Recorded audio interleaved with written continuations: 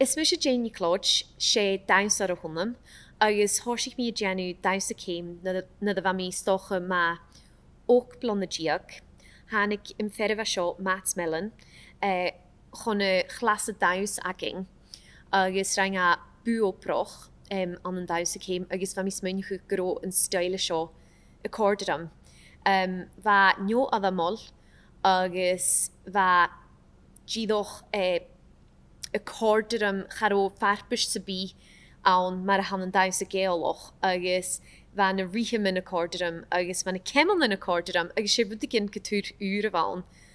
Agus chaim mi dolf van oorsin, agus fi'n dolf go fashion, mar ceolas, agus face rush, agus bha mi tokal cemel at sa bha mi dolf gonna fashion sin, agus bha mi geinsach fo jiffer gaine, agus hapydd gyn chordaram o'r gyro achos syr yn hacri daws y Gaelach.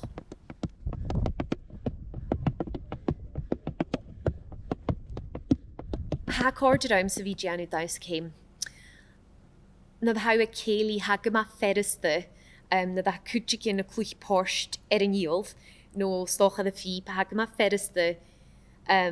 lemanard agus cemel yn y ianw. Agus ha cordar I dynys ha cordar rys niach cwl cwtio, cam I smynnu hwg gyfel a tortogal gan y chiol, na dda ha cwtig yn y dolsio sy'n gawsa. Agus fe mi gra gyfel a cordar am gyfel yn chial sy'n adar yn dawsa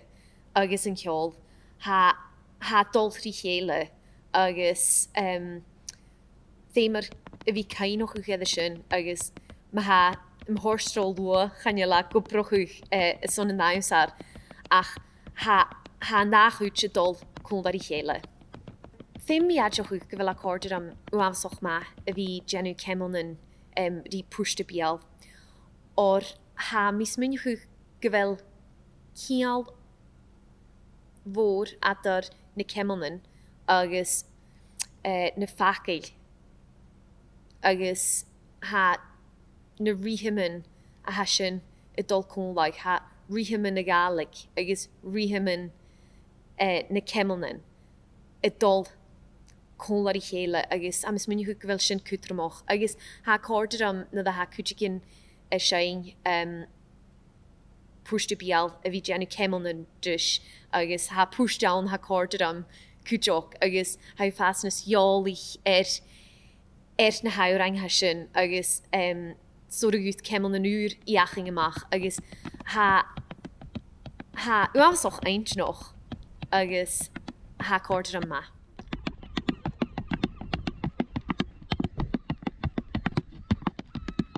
Ha mysje falloking gyfel daws y cym mar farst fôr gan y cultar acinge, ged na chael dynnu ganoch uch daws y cym an yn alabych o môr. Fi eich dynnu ga ianw yn sio, agus bawn am nymfwyd y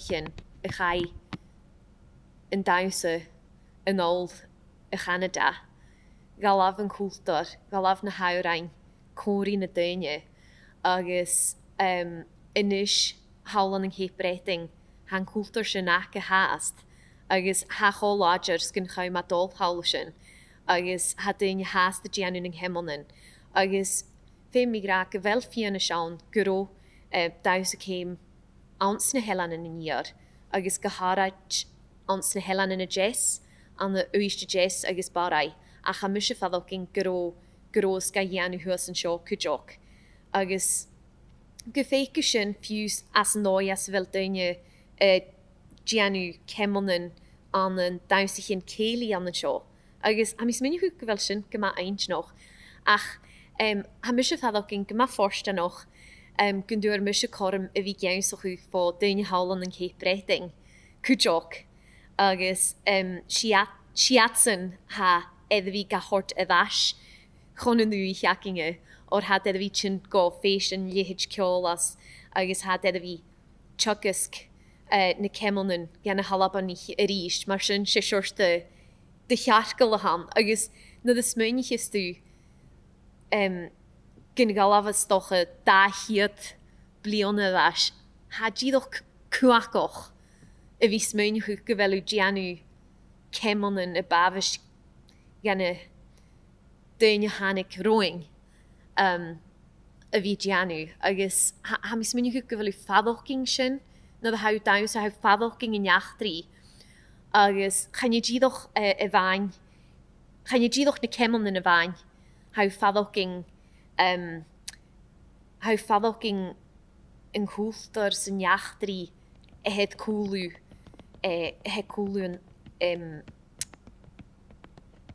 na cémanans mar sin.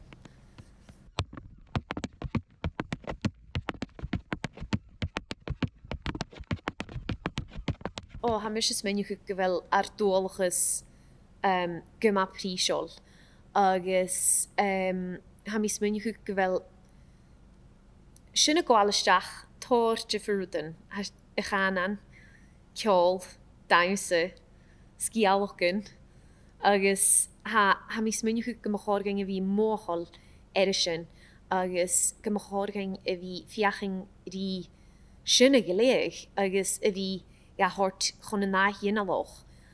agus ha mis tugus clasa daimsa céim an an taúnach íis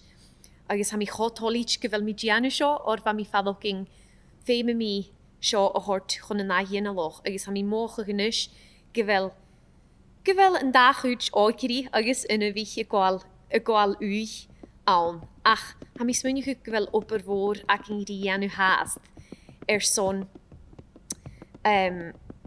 duine ausach ma Jayne an style daimsa seo coú agus go roa mar farst gan cultar aking agus ha mi nachas gnóragó seo dhéanú agus gnháisiich na dhéanaloch a bhí fiaching na cémanan ach cúteach a bhí geusach nach é díoch ma Jayne na cémanan a bhainethe go bhfuil jaachtrií a choú bhfuil a cànan mar farste cúteach agus an húní cordam na ha mi fan chom a bhí tugus trovían na Gaelic he sin buloch ma agus chaning go bhfuil aardólachas agus in cheols na cémanans chocútramach agus go chógain a bhí géhach ma Jayne a sin fécin muinte na héring had cho práisiol as an dólachas ach as a cheolach agus had duine fugin héil jóloch ceolh na hérings, dúolchas na héring. Féime singe bhí chears go práisiol ar dúolchas agus a bhí géhach ma Jayne. Ha mi smuine chu go bhfuil áiteachn mar seo ar bhfuil sin an drast as a Ionad go bhfuil áiteachn mar seo a cúteachú an a bhí brosnachú ar dúolchas agus bhí tuairt ard úlar gan a cheol agus gan an daimsa agus ina den h-ealains fésin ha mi smuine chu go bhfuil páist fór achasan an a bhí cúteachú an dúolchas aking a goléig agus i bhrosnachú agus a chóirte d'ard cúteach agus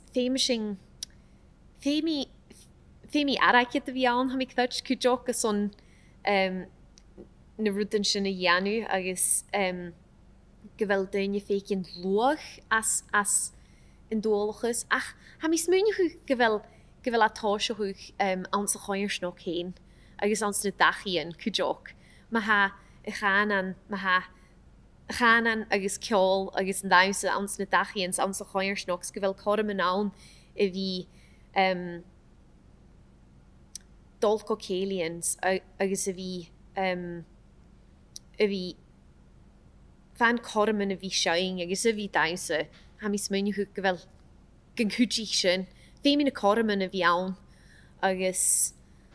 ha mi smuine chu go bhfuil sin go iad a bhí tachart rá COVID chuú a chaú sin tá se chu foscoil amach a ríist agus ha mi nás go féic sin na chorman a sin ha mi sin cúteach a bhí dulteach an na scoiltin agus a bhí geansaú gan an éineach se bhí geansaú gan náicrí a mi smuine a bhí geansaú gan náicrí ma Jayne ar dúolchas agus ar cànan.